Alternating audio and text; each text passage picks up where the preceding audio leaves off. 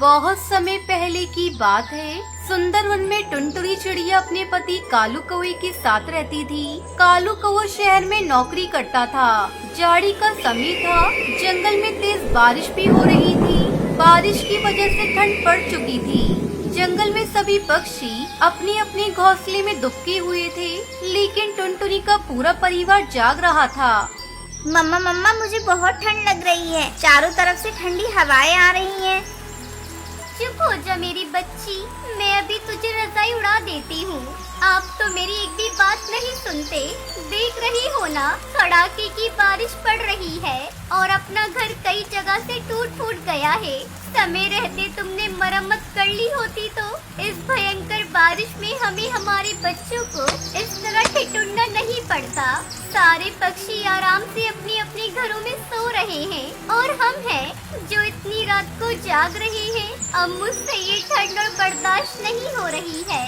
चलो बबली कबूतरी के घर चलते हैं। उसका घर लकड़ी का है और तो और उसने ठंड से बचने के लिए अपने घर में हीटर भी लगा रखा है। तब तक आप लोग कमेंट पे बताएं 90 + 67 कितने होते हैं। बात तो तुम्हारी ठीक है टुनटुनी, लेकिन बबली कबूतरी अपने घर में हमें रहने देगी? उसका पति तो मुझे बिल्कुल भी पसंद नहीं करता। तुम बेकार में चिंता कर रहे हो। मैं उसके घर गई थी। उसका पति किसी काम से दिल्ली गया हुआ है और महीने भर बाद लौटेगा। तो ठीक है, चलो हम बबली के घर चलते हैं। टुनटुनी चिड़िया अपने पति और बेटी के साथ बबली कबूतरी के घर जाती है। बबली बहन, ओ बबली बहन, जल्दी से दरवाजा खोलो, हमें तुम्हारी मदद चाहिए। क्या बात है टुनटुनी, इतनी बारिश पड़ रही है, मैं दरवाजा खोलकर बाहर नहीं आ सकती। बबली बहन, बारिश की वजह से ठंड बहुत बढ़ गई है। मेरा घर जगह जगह से टूटा फूटा है। ठंड के मारे हमें नींद नहीं आ रही है। कृपया करके अपने घर में थोड़ी सी जगह दे दो। टुनटुनी, तुम कहीं और जाकर अपना इंतजाम करो। मेरे घर में बिल्कुल भी जगह नहीं है। मेरे यहाँ बहुत मेहमान आए हैं। ये तुम क्या कह रही हो बबली बहन? मैं बहुत आस लेकर तुम्हारे घर आई हूँ। एक रात के लिए हमें अपने घर में रहने दो। लेकिन बबली कबूतरी टुनटुनी की बातों को कोई जवाब नहीं देती। फिर टुनटुनी सुंदरी के घर जाती है। अरे सुंदरी, जल्दी से दरवाजा खोलो, बाहर बहुत ठंड है। आज की रात हमें अपने घर में थोड़ी सी जगह दे दो। ये क्या टुनटुनी, आधी रात को तुम मेरे घर क्या करने आई हो? क्या बताओ सुंदरी बहन, मेरा घर जगह जगह से टूट गया है। ठंडी हवा उससे होकर घर के अंदर आ रही है, जिसके कारण हमें नींद भी नहीं आ रही थी। बस आज की रात मुझे अपने घर में रहने के लिए थोड़ी सी जगह दे दो। मैं कल सुबह ही चली जाऊंगी। तुम्हें तो पता है ना टुनटुनी कि मैंने भी अपने घर की अभी तक मरम्मत नहीं की है। अगर तुम लोगों को अपने घर में रहने के लिए मैंने जगह दे दी तो मेरा घर भी टूट जाएगा। अब तुम यहाँ से जाओ, तुम्हारी बकबक सुनकर मेरे बच्चे जाग जाएंगे। सुंदरी बहन, मुझ पर रहम करो, मेरी बेटी ठंड से कांप रही है। टुनटुनी, तुम मुझे माफ कर दो, मैं तुम्हारी कोई मदद नहीं कर सकती। इतना कहकर सुंदरी अपने घर का दरवाजा बंद कर देती है। इतनी ठंड में अब हम लोग कहाँ जाएंगे जी? मेरी तो कुछ समझ में नहीं आ रहा है। टुनटुनी, तुम रोना बंद करो। मैं जब शहर से आ रहा था तो रेल की पटरी पर मैंने बहुत लकड़ियाँ पड़ी देखी थी। वहाँ एक बरगद का पेड़ भी था। चलो हम लोग चलकर उसी पेड़ पर लकड़ी का घर बनाते हैं। कालू कौवा अपने पूरे परिवार को लेकर उस ट्रेन की पटरी पर पहुंचता है और बरगद के पेड़ पर लकड़ी का घर बनाने लगता है। कुछ घंटों की मेहनत के बाद लकड़ी का घर तैयार हो जाता है। वाह मम्मा, ये घर तो बहुत बड़ा है। अब बारिश में हमें ठंड नहीं लगेगी। टुनटुनी और कालू कौवा खुशी खुशी उस लकड़ी के घर में अपने परिवार के साथ रहने लगते हैं। सुंदरवन के गांव में एक कालू नाम का किसान कौवा रहता था। उसकी पत्नी का नाम टुनटुनी था। कालू कौवा बहुत ही मेहनती और ईमानदार था। वो साल भर मेहनत करता था और फसल उगाता था और उसे बेचकर अपना घर चलाता था। इस बार उसने आलू लगाए थे और उसे बहुत अच्छी फसल होने की उम्मीद थी। टुनटुनी, देखना इस बार हमारे आलू बहुत अच्छे और बड़े बड़े होंगे। मैंने इस बार बहुत मेहनत की है और खाद और सिंचाई का भी खास ख्याल रखा है। भगवान ऐसा ही हो। पिछली बार की तरह अगर इस बार भी हमारी फसल बर्बाद हो गई, तब तो हम जीने लायक नहीं बचेंगे। इस घर में अनाज का एक दाना भी नहीं बच पा रहा है और हमारे ऊपर उधार भी कितना है। कालू कौवे के घर के बगल में उनकी एक पड़ोसन सुंदरी कौवी रहती थी, जिसे टुनटुनी चिड़िया और कालू कौवे की खराब हालत पर हंसने में बहुत मजा आता था। वो कालू टुनटुनी की सब बातें सुन लेती है और फिर आकर उनसे कहती है, ये मैंने क्या सुन लिया? एक तो तुम लोग गरीब हो, ऊपर से उधार कितना सारा है। मुझे तो तुम दोनों की हालत पर तरस आता है। वैसे टुनटुनी, आज रात मेरे घर पे मेहमान आने वाले हैं, तुम खाना बनाने के लिए आ जाना। मैं तुम्हें 2-4 चवन्नी तो दे दूंगी, इसी बहाने तुम्हें पैसे देखने को नसीब तो होगा। टुनटुनी चिड़िया को सुंदरी की बातें बिल्कुल अच्छी नहीं लगती। वो इसी तरह हमेशा कालू और टुनटुनी चिड़िया का मजाक बनाती रहती थी। थोड़ी देर बाद कालू अपने खेत जाता है। ऊपर से देखने में उसके आलू के पौधे बहुत ही हरे और बड़े लगते हैं। कालू को वो खुश हो जाता है कि इस बार उसके आलू बहुत अच्छे हुए हैं। वो जाकर एक आलू को उखाड़ कर देखता है तो उसमें नीचे कुछ भी नहीं था। उसी तरह वो दूसरा आलू निकालता है तो उसमें भी कुछ नहीं दिखता। कालू को वो परेशान होकर उखाड़े हुए आलू के बगल में बैठ जाता है। अरे ऐसा कैसे हो सकता है? मैंने तो सब कुछ अच्छे से किया है, पर फिर भी पौधों के नीचे आलू क्यों नहीं हुए हैं? मैं तो बर्बाद हो जाऊंगा। अब मैं क्या करूं? मुझे तो कुछ समझ नहीं आ रहा है। ये सब सोचकर कालू रोने लगता है। जैसे ही उसके आंसू आलू के पौधे पर पड़ते हैं, सभी पौधों में सोने के आलू आ जाते हैं। कालू ये देखकर बहुत ज्यादा हैरान हो जाता है। अरे ये क्या? इन सब में तो सोने के आलू आ गए। अब तो मेरी सारी समस्या का समाधान हो जाएगा। मैं सारा उधार चुका दूंगा और घर के लिए राशन भी खरीद लूंगा। भगवान तेरा लाख लाख शुक्रिया। कालू सारे सोने के आलू को एक बोरे में भरकर घर ले जाता है और टुनटुनी को इस बारे में कुछ नहीं बताता। एक आलू को बेचकर वो अपने घर में राशन खरीद लेता है और इसी तरह सारा कर्ज भी चुका देता है। एक दिन सुंदरी कौवी घर आती है। मैंने सुना है तेरा पति इस बार आलू बेचने नहीं गया। क्या हुआ? तुम दोनों की फसल इस बार भी बर्बाद हो गई क्या? अब तो तुम लोग सड़क पे आ जाओगे। ऐसा कुछ नहीं है, हमारी फसल अच्छी हुई है और हम सड़क पर भी नहीं आने वाले। लगता है कालू ने तुम्हें कुछ बताया नहीं। उससे पूछो जरा, बाजार में आलू बेचने क्यों नहीं गया? तुम लोग उधार कैसे चुकाओगे? अब तो राम ही बचा पाएंगे तुम दोनों को। इतना बोलकर पड़ोसन हंसते हुए घर से बाहर चली जाती है। टुनटुनी चिड़िया बहुत दुखी हो जाती है कि कालू ने उसे कुछ भी नहीं बताया और अगर फसल बर्बाद हो गई थी तो राशन का सामान कहाँ से लाया था। कालू जब घर लौटता है तो वो उससे पूछ ही लेती है। पड़ोसन कह रही थी कि आप शहर के जंगल में आलू बेचने के लिए नहीं गए। आपने मुझे कुछ बताया क्यों नहीं? बताइए, हमारी सारी आलू की फसल बर्बाद हो गई थी। उसमें कहीं भी एक भी आलू नहीं था, तो आप पैसे कहां से लेकर आए? उसके बाद कालू टुनटुनी चिड़िया को सारी बात बताता है और उसे सोने के आलू का बोरा दिखाता है। सुंदरी कौवी छुपके से खिड़की से झांक रही होती है और वो भी सारी बातें सुन लेती है। अरे इन गरीबों के पास इतना सारा सोना कहाँ से आ गया? ये गरीब इनका क्या करेंगे? ये सब सोना तो मेरे पास होना चाहिए। अगले दिन सुंदरी कौवी टुनटुनी चिड़िया के घर जाती है। अरे गरीबों, तुम दोनों को तो अभी एक समय का पेट भर का खाना भी नसीब नहीं हो रहा होगा। मैंने तुम लोगों की मदद करने का निश्चय किया है। आज तुम दोनों के लिए मेरे घर पे दावत है। दावत खाने जरूर आ जाना। कालू और टुनटुनी को ये बात सुनकर हैरानी होती है, पर फिर भी वो दोपहर में पड़ोसन के घर दावत खाने चले जाते हैं। वहाँ पर सुंदरी उन्हें तरह तरह के पकवान परोसती है। कालू कौवा और टुनटुनी चिड़िया खाना खाने लगते हैं। सुंदरी छुपके से अपने घर से निकलकर उनके घर में जाती है और आलू के बोरे में से आलू निकालकर लेने लगती है। जैसे ही वो आलू को हाथ लगाती है, वो आलू एक भारी पत्थर में बदल जाता है। वो पत्थर पड़ोसन के पैर पर गिर जाता है। मेरा पैर! सुंदरी कौवे की चिल्लाने की आवाज सुनकर कालू टुनटुनी अपने घर वापस आते हैं। वो देखते हैं कि पड़ोसन क्या करने की कोशिश कर रही थी। तभी मैं सोच रही थी कि जिसने आज तक हमें कभी दावत पर नहीं बुलाया, आज वो हमें इतनी शौक से स्वादिष्ट खाना क्यों परोस रही है। ये हमें उधर उलझाकर रखना चाहती थी ताकि हमारे सोने के आलू चोरी कर सके। अरे पर इसके छूते ही आलू पत्थर में बदल गया। इस सुंदरी ने लालच में आकर हमारे आलू चोरी करने की कोशिश जो की है, इसको जीवन धन दौलत की कोई कमी नहीं है, फिर भी इसे संतोष नहीं है। दूसरों के धन दाने पर इसकी नजर आ जाती है, इसी वजह से ही सोने के आलू पत्थर में बदल गए हैं।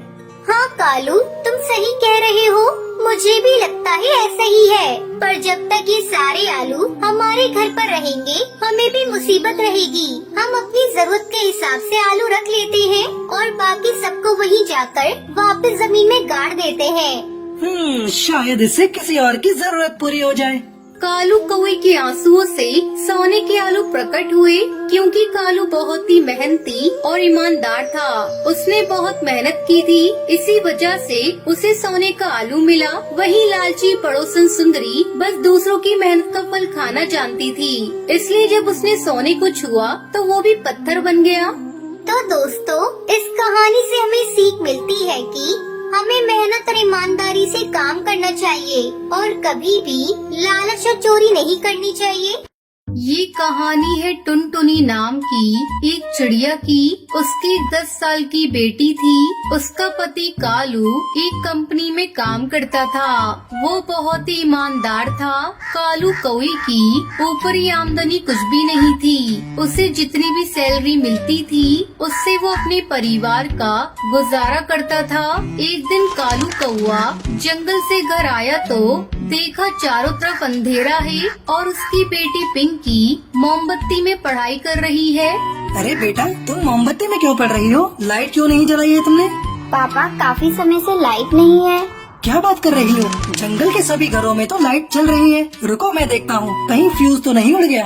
अरे आप अंधेरे में कहाँ जा रही हैं? मैं टॉर्च दे रही हूँ। जल्दी दो भाई। बस 1 मिनट, अभी लाती हूँ। टुनटुनी कालू कौवे को टॉर्च लाकर देती है। कालू फ्यूज ठीक करने जाता है। इसकी फ्यूज तो उड़ी हुई है। वो फ्यूज बनाने लगता है, तभी उसका हाथ एक नंगी वायर पर टच हो जाता है और बिजली के झटके से कालू कौवा झनझना जाता है और उसकी मौत हो जाती है। टुनटुनी और पिंकी दोनों दौड़ती हुई वहाँ पर आती है। अरे क्या हुआ जी आपको? आप क्यों नहीं देखकर काम करते? पिंकी, जल्दी से एम्बुलेंस बुला। देख, तेरे पापा को क्या हो गया। टुनटुनी और पिंकी एम्बुलेंस से कालू को अस्पताल ले जाती है। वहाँ डॉक्टर कालू को मृत घोषित कर देता है। कालू कौवे की मौत के बाद टुनटुनी अपना दिमागी संतुलन खो बैठती है। जब भी टुनटुनी पिंकी को देखती, अरे कलमुही, तेरे ही चलते कालू की जान चली गई। अगर उस दिन कालू तुझे पढ़ता नहीं देखता तो हड़बड़ी में जाकर लाइट नहीं ठीक करता और मेरे कालू की मौत नहीं होती। मैं तुझे कभी माफ नहीं करूँगी। तू चली जा मेरी आंखों के सामने से। माँ, तुम्हें क्या हो गया है? तुम इस तरह मुझे क्यों डांट रही हो? पहले तो तुम मुझे बहुत प्यार करती थी। मेरी वजह से पापा की जान नहीं गई है माँ। मैं तुम्हें कैसे समझाऊं? चुप हो जा कमबख्त, मैं तुमसे जबान लड़ाना नहीं चाहती। तभी टुनटुनी को चक्कर आ जाता है। क्या हुआ माँ? तुम्हें क्या हो रहा है? संभालो अपने आप को। चलो माँ, तुम्हें घोंसले में लेकर चलती हूँ। पिंकी टुनटुनी को घोंसले में ले जाती है और बेड पर सुला देती है। अब मैं क्या करूं? माँ की ऐसी हालत है, घर में भी खाने को कुछ नहीं है। पापा ने भी जो पैसे जमा किए थे वो भी खत्म हो गए। मुझे बबली आंटी के पास जाना चाहिए, वही कुछ बताएंगी। पिंकी अपनी पड़ोसन बबली कबूतरी के यहाँ जाती है और सारी बात बबली को बताती है। पिंकी देख बेटा, मैं तुझे एक सलाह दूंगी। यहाँ पास में एक तरबूज का खेत है, वहीं से तू तरबूज ला और बेचकर उन्हें पैसे दे दे। बाकी अपनी कमाई अपने पास रखियो। आंटी, आपने बहुत अच्छी सलाह दी है, मैं ऐसा ही करूँगी। अब पिंकी तरबूज बेचकर घर चलाने लगी। उधर टुनटुनी बीमारी रहती थी। ऐसे में एक दिन पिंकी टुनटुनी को लेकर डॉक्टर के पास जाती है। डॉक्टर, देखिए ना, मेरी माँ को क्या हुआ? ये बार बार बेहोश हो जा रही हैं। डॉक्टर टुनटुनी का चेकअप करके बताती है। देखो बेटा, इनकी दोनों किडनियां खराब हो गई हैं। अब इन्हें एक स्वस्थ पक्षी की किडनी लगानी होगी, नहीं तो ये बस 2 महीने की मेहमान है। नहीं नहीं डॉक्टर, ऐसा मत कहिए। मैं अपनी माँ को अपनी किडनी दूंगी। मेरे पापा तो मुझे छोड़कर चले गए, लेकिन अब मैं माँ को नहीं खो सकती। पिंकी अपनी किडनी टुनटुनी को दे देती है। कुछ दिनों बाद जब टुनटुनी स्वस्थ होकर घर आती है, आओ माँ, तुम्हारे आने से इस घर में रौनक आ गई। चल हट, मैं तुझसे बात नहीं करती। ठीक है माँ, मुझसे बात मत करो। अब चलो थोड़ा आराम कर लो। टुनटुनी आराम करने लगती है। पिंकी तरबूज लेने के लिए खेत चली जाती है। इसी बीच घर पर डॉक्टर का फोन आता है। टुनटुनी फोन उठाती है। पिंकी बेटा, तुम माँ के साथ साथ अपना भी ध्यान रखना, क्योंकि तुम्हारी ही एक किडनी माँ को लगी है। ऐसे में तुम दोनों को अपना ध्यान रखना होगा। क्या कहा आपने डॉक्टर? मैं टुनटुनी बोल रही हूँ। हाँ हाँ टुनटुनी जी, मैंने जो कहा वो सच है। आपकी बेटी ने ही आपको ये किडनी दी है। टुनटुनी ये सब सुनकर सुन रह जाती है। जैसे ही पिंकी तरबूज बेच कर आती है, टुनटुनी उसके पैरों में गिर जाती है। पिंकी बेटा, मुझे माफ कर दे। मैंने तुझे बहुत भला बुरा कहा है। डॉक्टर ने आज मुझे बता दिया कि तुम्ही ने मुझे जीवन दान दिया है। दोनों माँ बेटी मिलकर रोने लगती है। एक घने जंगल में कालू नाम का कौवा रहता था। उसकी शादी टुनटुनी नाम की चिड़िया से हुई थी, पर हमेशा उन दोनों में झगड़ा हुआ करता था, जिस वजह से टुनटुनी चिड़िया ज्यादातर अपनी मायके में रहा करती थी। एक दिन की बात है, टुनटुनी चिड़िया खाना बनाकर कालू कौवे को देने जाती है। कालू कौवा जब खाना खाता है तो खाने में नमक ज्यादा होता है। कितना नमक कर दिया है खाने में, अब तू ही खा इसे। खाने को मैंने भी खाना खाया है, ज्यादा नमक नहीं है। खा लो चुपचाप। जब देखो तब कुछ न कुछ कमी निकालते ही रहते हो।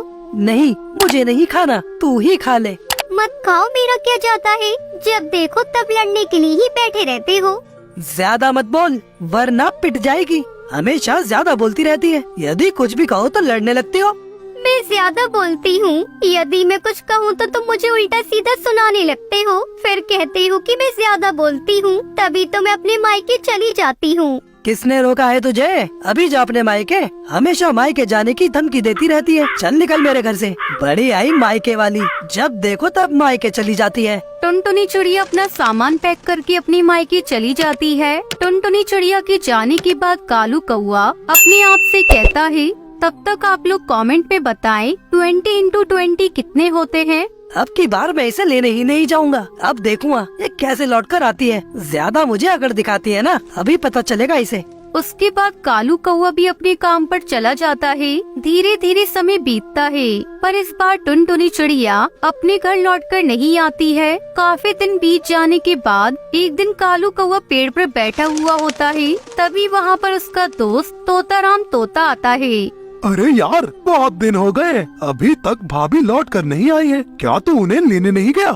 नहीं, मैं इस बार उसे लेने नहीं गया हूँ, क्योंकि हर बार मैं ही लेने जाता था। इसलिए उसके बहुत भाव बढ़ गए हैं और थोड़ी सी भी लड़ाई में अपने मायके चली जाती है। इसलिए अब की बार मैं उसे लेने नहीं जाऊंगा। सोच लेना, ऐसा ना हो कि भाभी कभी लौट कर ही ना आए। वैसे भी लड़ाई उन्होंने तो शुरू की नहीं होगी, कुछ ना कुछ तो तेरी तरफ से भी हुआ होगा।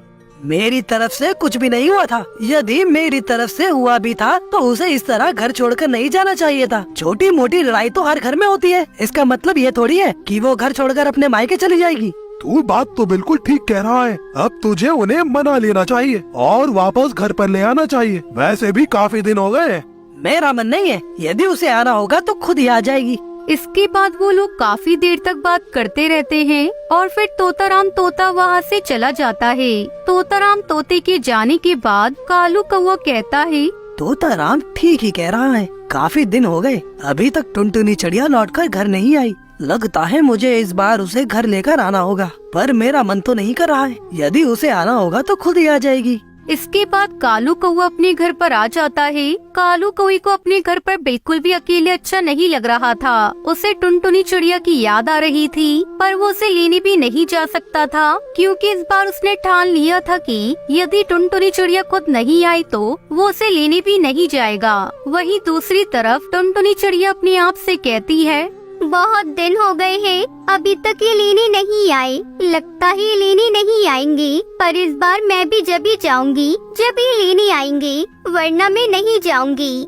1 महीना होने को आता है पर अभी तक टुनटुनी चिड़िया घर लौटकर नहीं आती है। कालू कौवा भी काफी ज्यादा उदास हो जाता है और उसे कुछ भी समझ में नहीं आता है कि वो क्या करे। तभी वहाँ पर उसका दोस्त तोताराम तोता आता है और कालू कौवे से कहता है, अरे यार, अब तो 1 महीना होने को आ गया है, तू भाभी को लेकर नहीं आया? नहीं, अभी नहीं गया हूँ, पर अब सोच रहा हूँ कि चला जाऊँ, क्योंकि मुझे लगता है वो आने वाली नहीं है। शायद वो मेरा इंतजार कर रही है। हाँ, हो सकता है। शायद भाभी सोच रही हो कि तुम उन्हें लेने आओगे। पर मेरा मन नहीं हो रहा है कि मैं उसे लेने जाऊँ, क्योंकि वो मुझसे लड़ाई करके गई थी।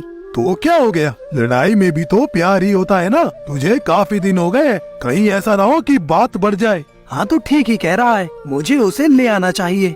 इसके बाद तोताराम तोता चला जाता है और कालू कौवा अपने ससुराल जाने के लिए तैयार हो जाता है। कालू कौवा अपने ससुराल के लिए निकल जाता है। काफी देर उड़ने के बाद वो अपने ससुराल पहुंच जाता है। टुनटुनी चिड़िया, अरे टुनटुनी चिड़िया, कहाँ पर है? मैं लेने आया हूँ। कालू जी, टुनटुनी आपसे नाराज है, आप खुद ही जाकर उसे समझा लीजिए। उसके बाद कालू कौवा टुनटुनी चिड़िया को समझाने के लिए अंदर चला जाता है। टुनटुनी चिड़िया के पास पहुंचने के बाद कालू कौवा कहता है, चलो, मैं तुम्हें लेने के लिए आया हूँ। बहुत दिन हो गए, अब तुम घर चलो। मुझे नहीं जाना है। यदि मैं घर जाऊंगी तो तुम फिर से मुझसे लड़ाई करोगी। इस बार मैं तुमसे लड़ाई नहीं करूँगा। तुमने भी तो मुझसे लड़ाई की थी। मैंने की थी कि तुमने लड़ाई शुरू की थी।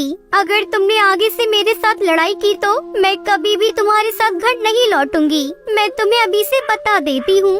अच्छा ठीक है, मैंने ही लड़ाई शुरू की थी, पर आगे से ऐसा कुछ नहीं कहूँगा। अब तुम मेरे साथ चलो। इसके बाद टुनटुनी चिड़िया कालू कौवे के साथ जाने के लिए तैयार हो जाती है। आप दोनों कम झगड़ा किया करो, क्योंकि यदि आप लोग ऐसे ही झगड़ा करोगे तो आपकी शादीशुदा जिंदगी अच्छे से नहीं चल पाएगी और इससे आप लोगों को भी दुख होगा। जी, आप ठीक कह रही हैं, आगे से मैं ध्यान रखूंगा। इसके बाद कालू कौवा टुनटुनी चिड़िया को लेकर अपने ससुराल से चला जाता है